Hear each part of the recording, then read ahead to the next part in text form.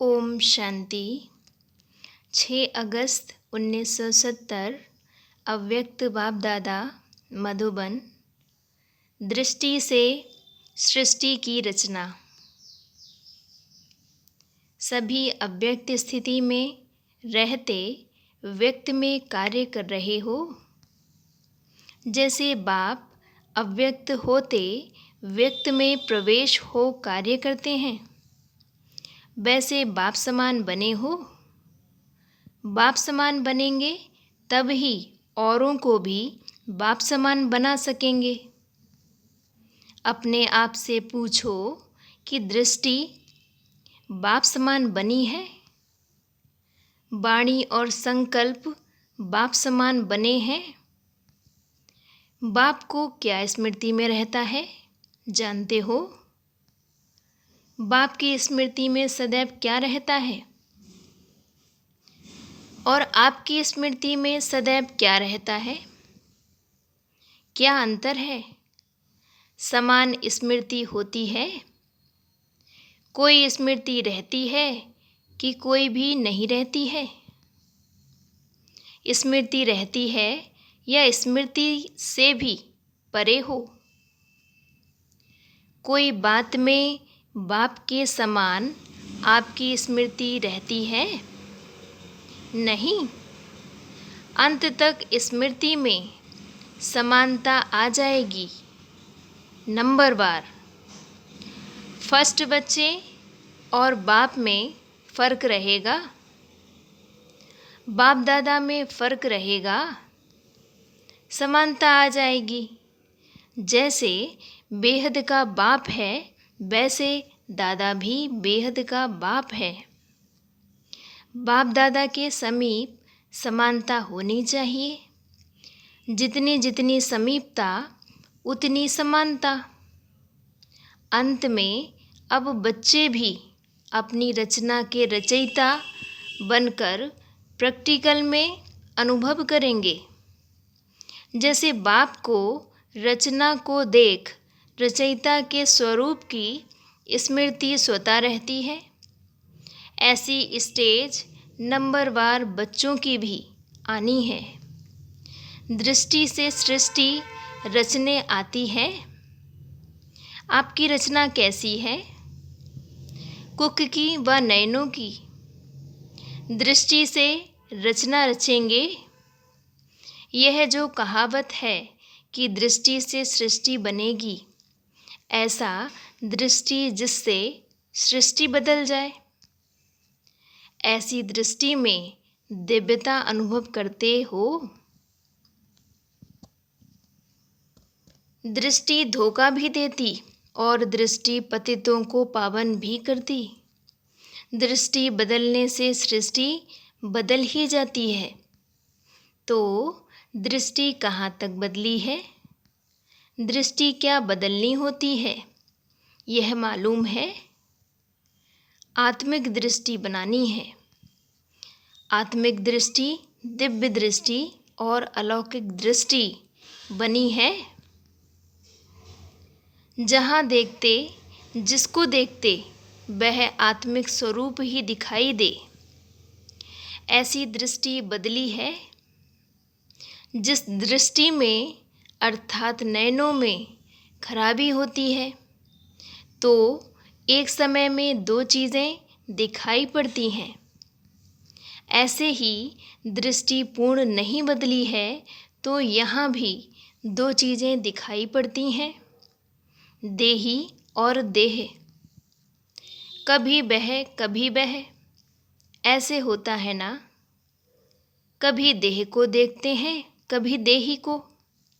जब नैन ठीक होते हैं तो जो चीज़ जैसी होती है वैसी ही यथार्थ रूप में दिखाई पड़ता है।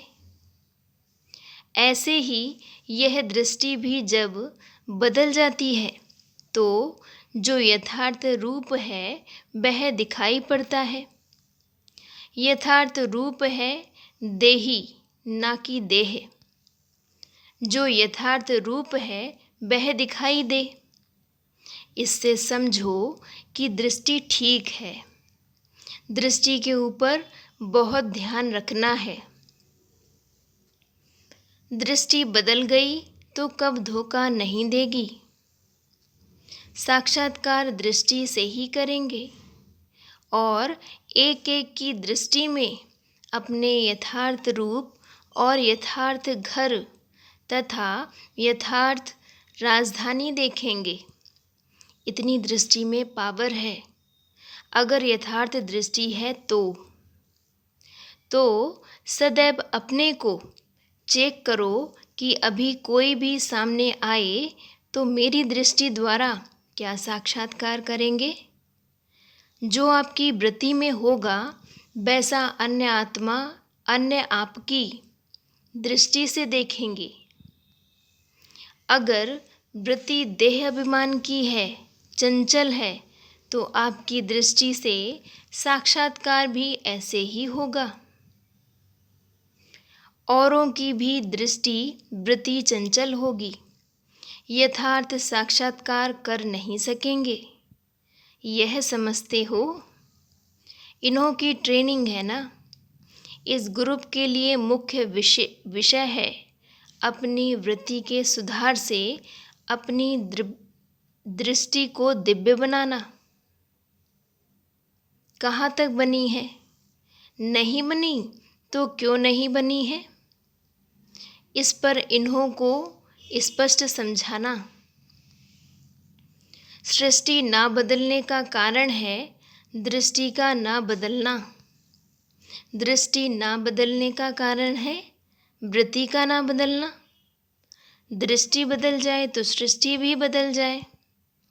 आजकल सभी बच्चों के प्रति विशेष इशारा बाप दादा का यही है कि अपनी दृष्टि को बदलो, साक्षात्कार मूर्त बनो। देखने वाले ऐसे अनुभव करें कि यह नैन नहीं, लेकिन यह एक जादू की डिबियाँ हैं। जैसे जादू की डिब्बी में भिन्न भिन्न नज़ारे देखते हैं, वैसे आपके नैनों में दिव्य रंगत देखें। नैन साक्षात्कार के साधन बन जाएं। यह ग्रुप मालूम है कौन सा ग्रुप है? इनमें विशेषता क्या है? सारे विश्व के अंदर विशेष आत्माएं हो? ऐसे तो नहीं समझते कि हम साधारण हैं। ऐसे कभी नहीं समझना। सारे विश्व के अंदर विशेष आत्माएं कौन हैं? अगर आप विशेष आत्माएं ना होती तो बाप ने अपना क्यों बनाया? अपने को विशेष आत्मा समझने से विशेषता आएगी। अगर साधारण समझेंगी तो कर्तव्य भी साधारण करेंगी।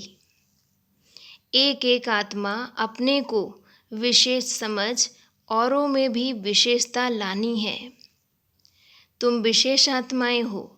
यह नशा ईश्वरीय नशा है, देह अभिमान का नशा नहीं। ईश्वरीय नशा सदैव नयनों से दिखाई दे। तो इस ग्रुप की विशेषता क्या है?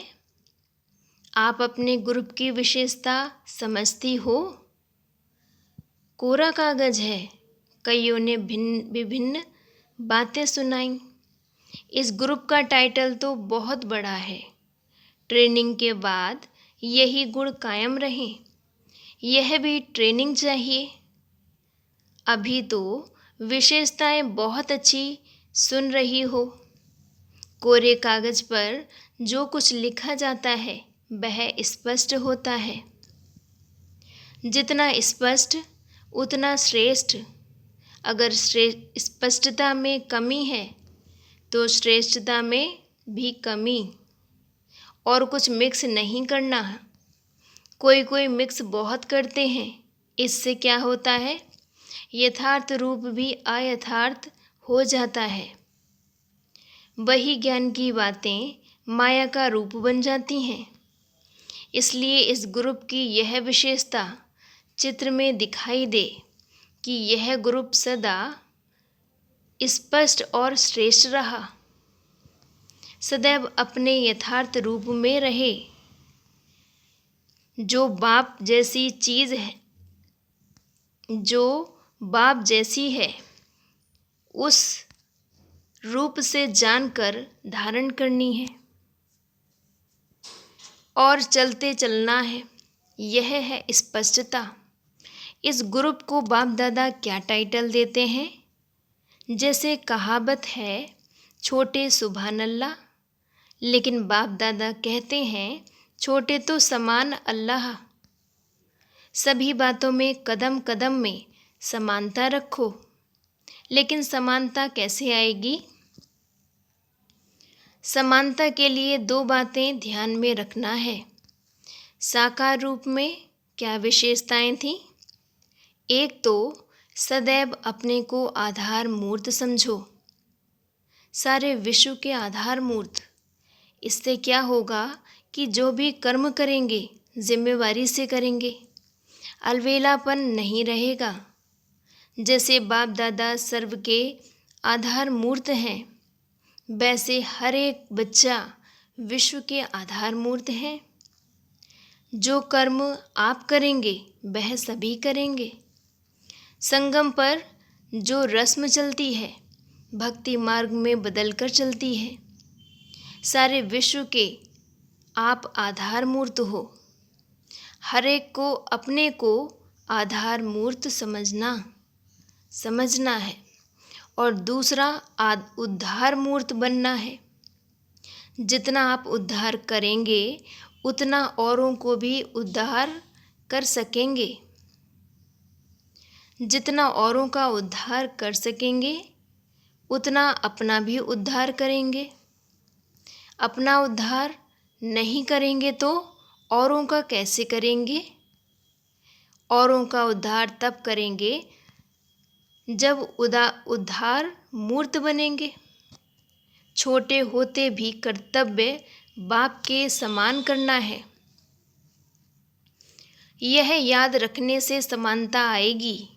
फिर जो इस ग्रुप का टाइटल दिया छोटे बाप समान, वह प्रत्यक्ष दिखाई पड़ेगा। यह भूलना नहीं। अच्छा, अब क्या करना है? टीका लगाना है। यह टीका भी साधारण टीका नहीं है। टीका किस लिए लगाते हैं मालूम है? टीका सौभाग्य की निशानी है। जो बातें सुनी उन बातों में टिकने की निशानी टीका है। टीका भी मस्तक में टिक जाता है तो बुद्धि में यह बातें टिक जाएं, इसलिए यह टीका दिया जाता है। और किस लिए है? कईयों ने अपना विचार सुनाया। बाप दादा जो सुनाएंगे वह और है। यह टीका इंजेक्शन सदा माया के रोगों से निर्वृत्त रहने का टीका है। सदा तंदुरुस्त रहने का भी टीका है। एक टीका जो आप सभी ने सुनाया और यह भी है। दोनों टीका लगाते हैं। एक है शक्तिशाली बनने का और दूसरा है सदा सुहाग और भाग्य में स्थित रहने का। दोनों टीका बाप दादा लगाते हैं। निशानी एक और राज दो है। निशानी तो स्थूल होती है लेकिन राज दो है। इसलिए ऐसे तिलक नहीं लगाना। तिलक लगाना अर्थात सदा काल के लिए प्रतिज्ञा करना।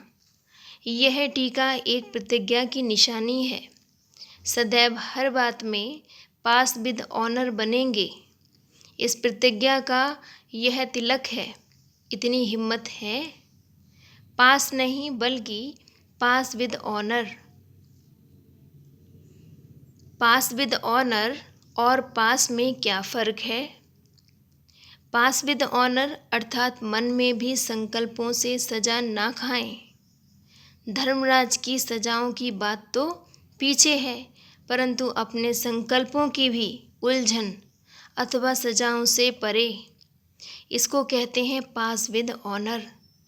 अपनी गलती से स्वयं को सजा देते हैं, उलझते हैं, पुकारते हैं, मूंझते हैं, इससे भी परे। पास विद ऑनर इसको कहते हैं। ऐसी प्रतिज्ञा करने को तैयार हो। संकल्पों में भी ना उलझें।